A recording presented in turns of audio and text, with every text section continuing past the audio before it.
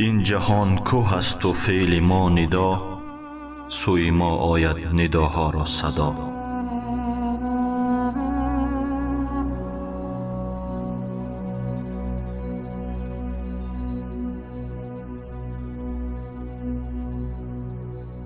او در تاریخ زیاده از 1000 ساله تمدن جهانی فرزانه‌مرد است که با افکار رنگین و ترغیب مهمترین پدیده‌های انسان دوستی محبوبیت عالمگیر دارد.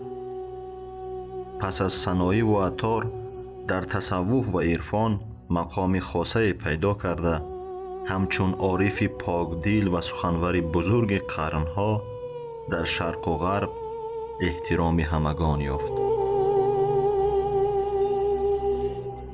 مولانا جلال الدین بلخی، نابغه ذهن پرور، در سال 604 هجری برابر به سال 1207 در خراسان به دنیا آمده است.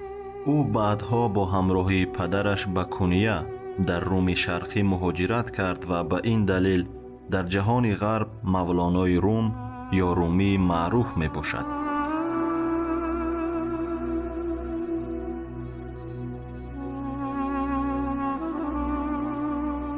پدر او بهاءالدین ولد یکی از متفکران برجسته زمانش در حوزه بلخ بود و با سبب‌های عینی و واقعی او به سرزمین بخشانزمین تاجیکستان معاصر هجرت کرد.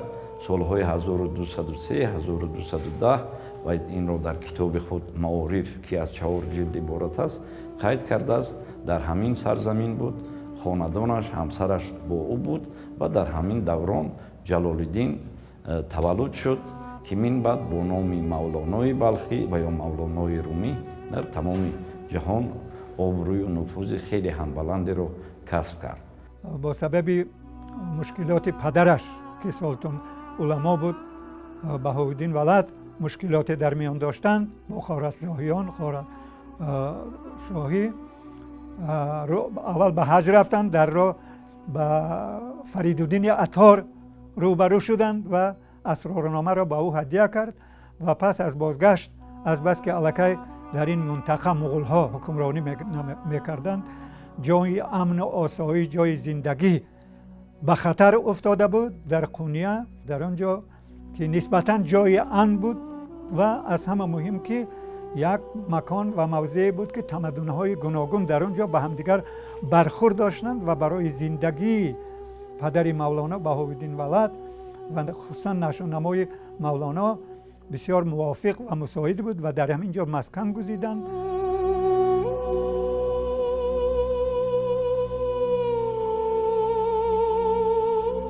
مولانا جلال الدین بلخی سالها با علوم طبیعیات سر و کار می گرفت و همچون تربیه‌گر شاگردان زیاد در قونیه سزاوار آبرو و احترام خاصه بود، تا آنکه با شمس تبریزی واخورد و روی به عرفان آورد. وجود شمس تبریزی مثال برقی بود که آسمان اندیشه های مولانا را روشن کرد و با چنین نبوغ خویش را افروخت که جهان را ابداً روشن ساخت و آثارش تا هنوز باقی است. از شرح حال مولوی معلوم است که در ابتدا او خیلی به شعر و به شاعری و به هنر و به این چیزها رغبت زیاد داشت. خاصه در ادبیات عصریانگی ما در مسئله اختراع در لفظ، یعنی لفظ پردازی که اون رو دولت‌های در سمرقندی تونتراق لفظ میگوید، خاقانی، خیلی دست دراز دارد. مولوی در ابتدا با اون نظر داشت. بعدتر وقتی که با شمس تبریزی آشنایی پیدا کرد، به در عشق خدا ورشید، دست کشید از این قوانین. یعنی آنچه که تمایل ذوقی اون رو آشکار میکرد دیگرگونه گشت. وقتی که شمس تبریزی ناپدید شد، برای جستجوی به کشورهای عرب رفته بود، در شام نیز و تعلیم و تدریس دیده بود، نه تنها از ادبیات تاجیک و فارس بلکه از ادبیات عرب نیز آگاهی داشت. شمس با مولانا میگوید که وقتی که تشت آب رو میگذاریم و شبانه در آن صورتی ماهتاب رو تماشا میکنیم، خیلی هم زیبا و خیلی هم تاثیرناک است. ولی انسان باید ماه را نه در تشت آب بلکه در خود آسمان نظاره کند. یعنی این معنی داشت که مولانا باید از اون سخنانی که از متفکران دیگر آموخته است درس بگیرد ва акнун сухани худро бигӯяд. Бинобар ин дар 38 солагӣ баъд аз вохӯрӣ бо Мавлоно бо Шамси Таврезӣ, Мавлонои Балхӣ тарки минбари ваъзу воизӣ кард ва пардохт ба омӯзиши фалсафа, ирфон ва илмҳои дигаре ки дар замонаш буданд ва дар натиҷаи ин ӯ тавонист ки 5 асари худро иншо кунад ва меросе ба оламиён боқӣ гузорад ки то кунун ҳам мавриди истифода қарор дорад.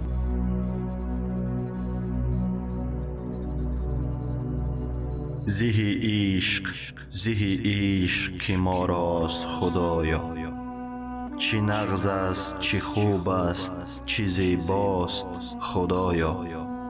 چی گرمیم از این عشق چو خورشید، چی پنهان چی پنهانی چی پیداست خدایا.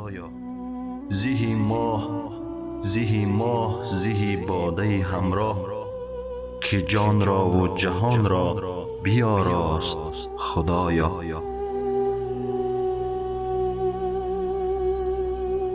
دیوان کبیر یا کلیات شمسی تبریزی آثار همان عشق جانسوز و سازنده است که از تأثیر شمسی تبریزی به مولانا حاصل گشته است.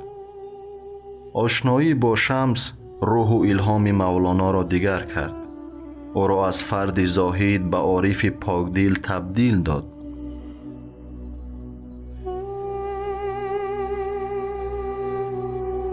در تصوف مولویه آیین شریف با نام سما اجرا می گردید که آن رمز گردش افلاک و جسمهای آسمانی بوده، از اول تا به آخر شرح تربیت نفس می باشد.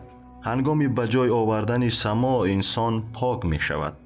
روح با روح سخن می گوید و تن در میان نیست، یعنی آن آیین معنوی است که با انجام دادنش سمازن قدرت بزرگ عشق را در سراپایش جستار می گردد و در هر نفس دیدار محبوب را احساس می کند. تمامی گردش ها، تمامی دست جنبانی و پای جنبانی ها و تمامی عمل هایی که ضمن سما کرده میشن در برابر معنی مادی معنی معنوی هم دارند.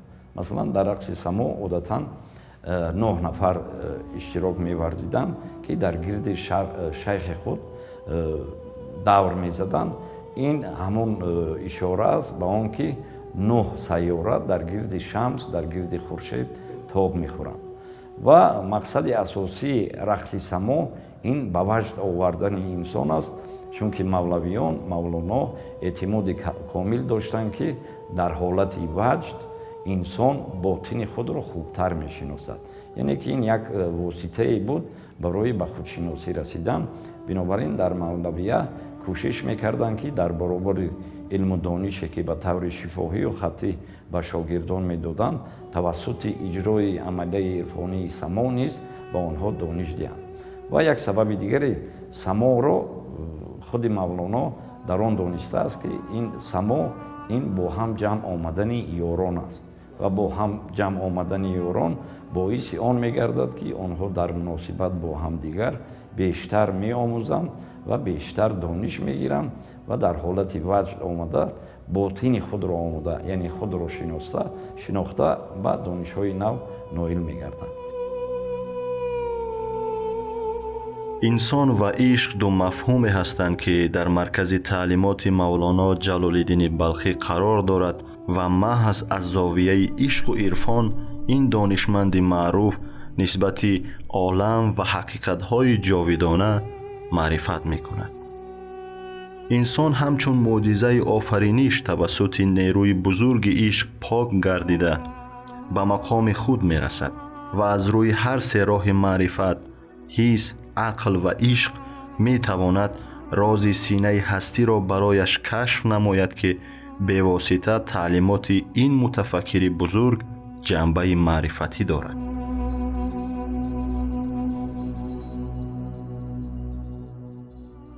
جان جمله علم ها این هستین تا بدانی من کیم در یوم دین. یعنی که مسئله اساسی که در علم گذاشته می شود این خودشناسی است. یعنی انسان چیست، انسان کیست، از کجا آمده و کجا می رود. تعلیمات مولانا تعلیمات انسان مرکزی است. зеро ки дар кадом дар бораи чизе ки ӯ сухан нагӯяд ҳатман ба инсон муроҷиат мекунад, ҳатман ба сӯи инсон меяд. ҳатто дар бораи маърифати ҳастии мутлақ сухан гуфта, ӯ барои маърифат кардани ҳастии мутлақ ба шогирдонаш тарғибу ташвиқ мекунад ки худро биомӯзад.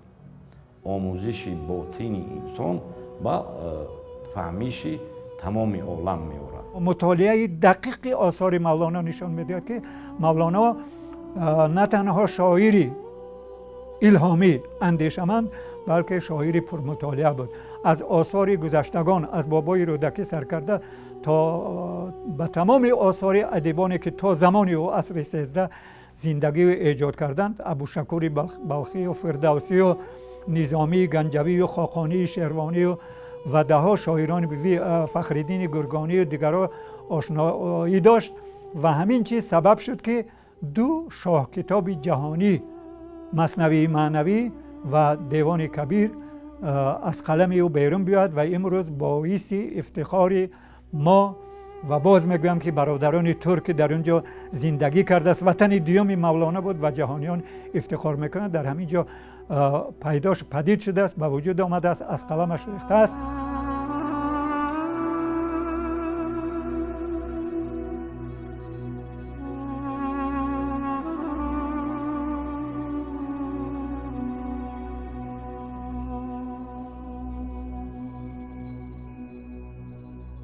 мавлоно дар таъриху илму фарҳанги тоҷик аз суханварони номварест ки бо эҷоди асарҳои пурарзиш ва фарогир андешаҳои ахлоқӣ, фалсафиву ирфонияш ба мактаби бузурги маърифату таҷриба табдил ёфтааст.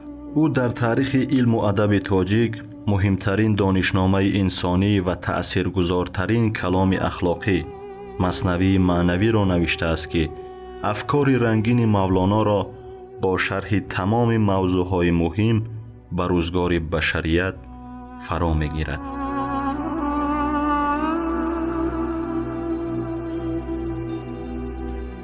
شعر مولانا دو نوع است، شعری که در دیوان کبیر است یعنی در غزلیات و رباعیات است و شعری که در مثنوی معنوی است که از همدیگر تفاوت دارند.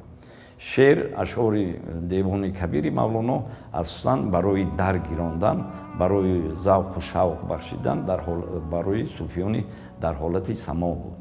شعر مولانا در مثنوی معنوی باشد این برای تعلیم شاگردان بود.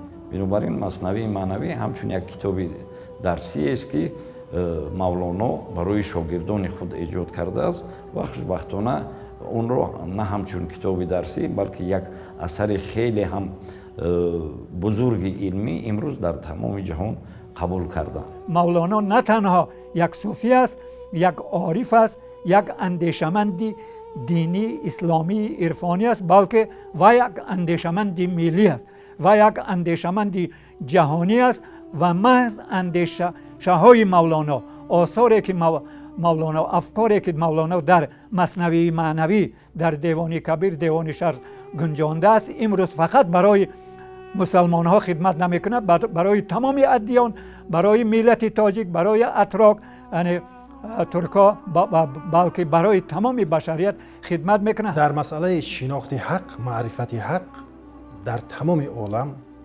در ادبیات تمام عالم از مثنوی معنوی دیده کتابی بزرگتری نیست. این عقیده است که همه محققان، همه مستشرقان گفتند. این عقیده است که هنوز نیکلسون رو مفتون کرده بود.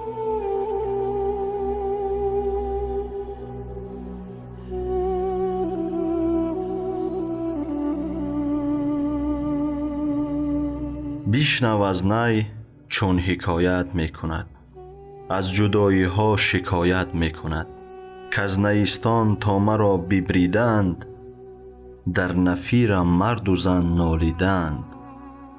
سینه خواهم شرح شرح از فراق، تا بگویم شرح درد اشتیاق.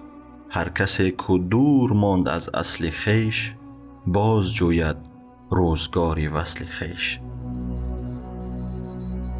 جلال الدین بلخی با نوشتن مثنوی معنوی همان سخنوری را میماند که بینش عالمانه دارد و علم را با هنر پیوند داده دایر به مسائل آفرینش عالم، پیوندی با ذات حق و جایگاه انسان در روی زمین خلاصه های عبرت آموز می آورد که محض با چنین پیام خودآگاهی بشریت را به سوی آگاهی، درک عالم، ماهیت هستی و اعتراف از مقام انسانی دعوت می نماید. تمام آثاری که تا این در وجود داشت و در دسترس مولانا قرار داشت آن را مطالعه کرد. با دینها ادیان گوناگون شد، دینهای قدیمی، دینهای قبل از اسلامی، هم دین مسیحیت، هم دین موسی، هم دین اسلام، هم دین بودایی آشنا شد. مولانا یعنی دین عشق را ساخت که تمام بشریت را متحد میکند. دینی که تعصب ندارد، سختگیری و تعصب خامی است تا جنین خون کار خوناشامی است. یعنی از تعصب و خرافات و همه دعواگری دور باشد.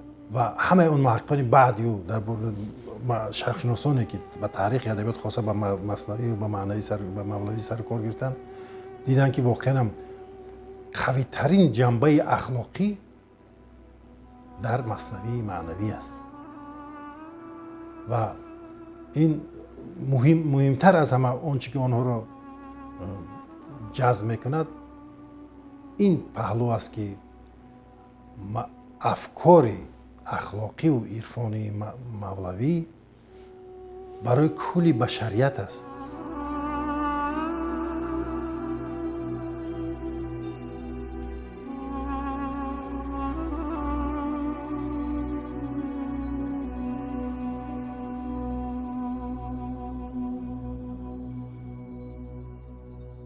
جلال‌الدین بلخی در ایجادیات پرمحتوای خود ماهیتاً تفکر عمومی سیاروی را روی کار آوردند و غایه بشردوستی و وحدت خلق‌های جهان را به میان گذاشتند. محض اندیشه‌های انسان پرورانه او باعث گردید تا از محبوب ترین اندیشمند در سراسر دنیا پذیرفته شود و همچون پیوندگر تمدن‌ها معرفت بی اندازه یابد. امروز در تمام مناطق عالم، در کشورهایی که هزاران دانشمندان و فیلسوفان دارند، شخصیت مولانا به عنوان یک انسان آرمانی و دانشمند نمونه یاد می شود. برای او تمام اقوام، تمام ادیان، تمام نژادها یکسان هستند و درد انسان را میگیرد و وقتی که درد انسان را میگیرد در کول میگیرد خواه ناخواه مقبول عالمیان میگردد و رو آوردن غربیان هم به مولوی من فکر میکنم اساسا از همین جهت است. توانست چنین یک تعلیماتی رو با وجود دارد که در همه دور و زمان جوهر اساسی آن میتواند به تمام انسانیت خدمت کند. یعنی این در مسئله خودشناسی است، در مسئله عقلگرایی در فهمیش معرفت عالم و عشقگرایی در فهمیش ماهیت‌های جاودانی که انسان همیشه کوشش دارد که به طور حدسی، به طور ذوقی و وجدی به ماهیت آنها نیز برسد.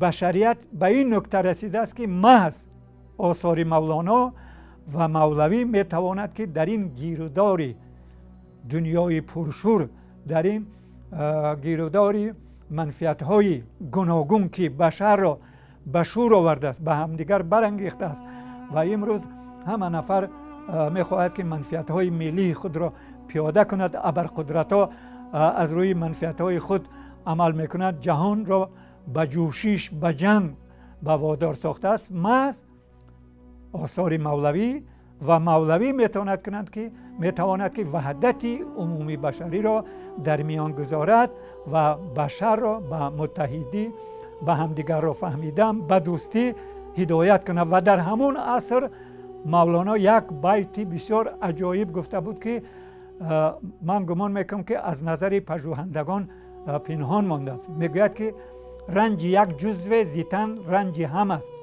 گردمی صلح است یا خود ملهم است. ملهم است جنگ است که این همان فشرده گفته سعدی شیرازی است که در یک عصر زندگی کرده است.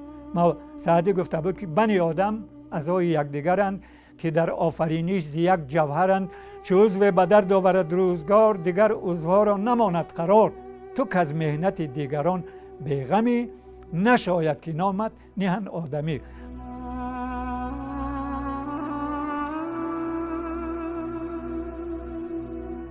در برابر مثنوی معنوی، دیوان کبیر، کلیات شمس یا دیوان شمس تبریزی، فیه ما فیه، مکتوبات، مجالس سبعه از دیگر اثرهای این سخنگستر صاحب اعجاز می باشد که مسئله های مهم علمی و اخلاقی را در بر گرفته تا به امروز برای پیشرفت معرفت بشریت خدمت می کند.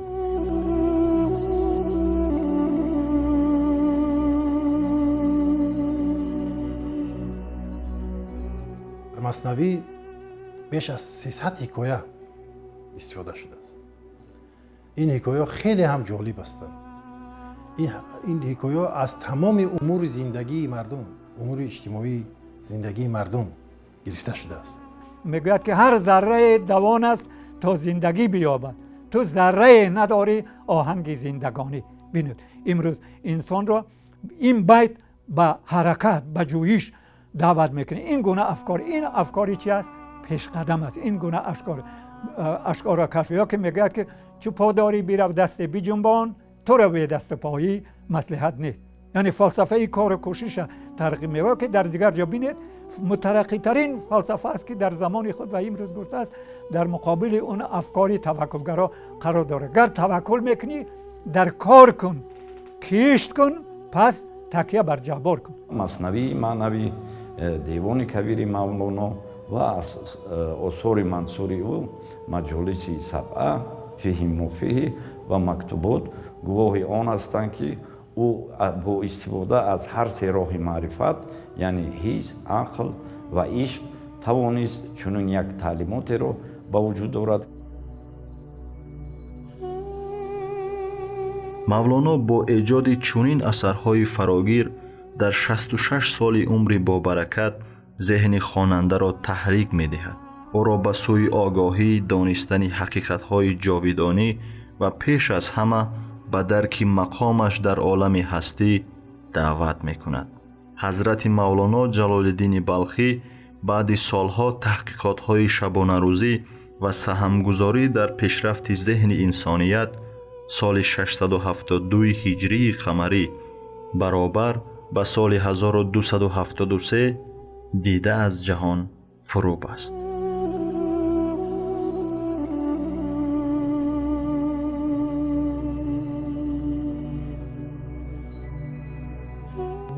من بلخیم، شور آرد عالم از تلخیم.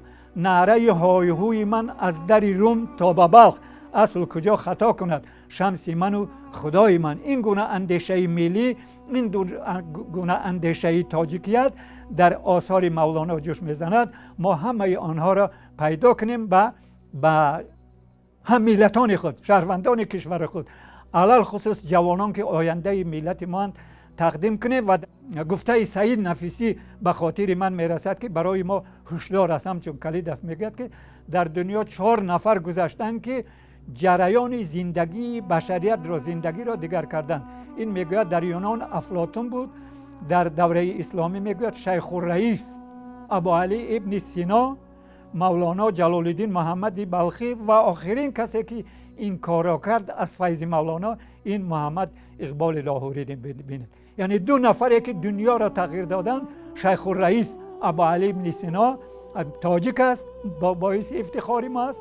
مولانا جلال الدین بلخی فرزند ملت ما تاجیک است و اقبال لاهوری که شاعر ملی پاکستان است، اما آن هم یعنی از آستین مولانا، از اندیشه مولانا بیرون آمده است و این باعث افتخار ما است.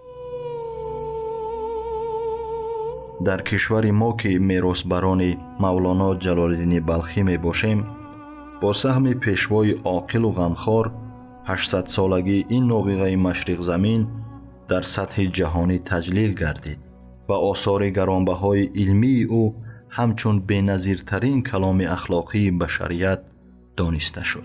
در این برابر یکی از ناحیه‌ها در قسمت جنوبی کشور با نام جلال‌الدین بلخی نامگذاری شده. در اینجا مجسمه شاعر و عارف بزرگ با بلندی 17 متر، آرامگاه مولانا و خانه رمزی او مورد استفاده قرار داده شده است که این همه غمخواری و نگداشت خاطره بزرگان دلیل واضح احترام گذاشتن و خدمت‌های شایان و قدردانی شخصیت‌های تاریخی ملت تاجیک میباشد.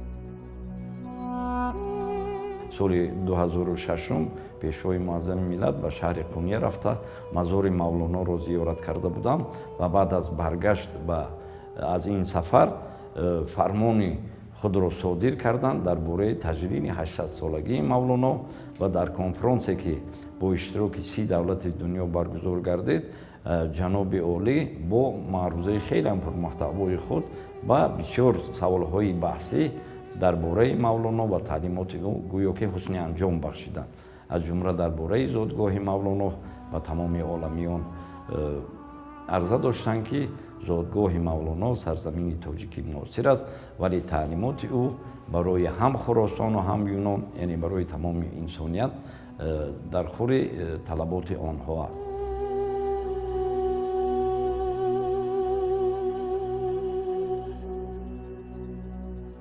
мавлоно ҷалолиддини балхӣ ба унвони як инсони пуршӯр, шоири маҳбуб ва донишманди дорои афкори рангин ки ҳамеша тарғибгари сулҳу зебоӣ буд, баъд аз марг каломи мондагораш ҳарчӣ пазируфтанӣ ва вориди зиндагии башарият гардид.